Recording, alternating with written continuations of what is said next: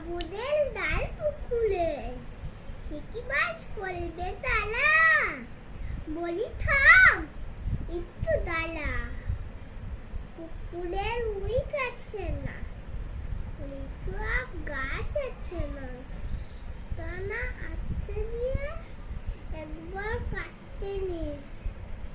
গাছে গিয়ে চলে জোরে যেই চলেছি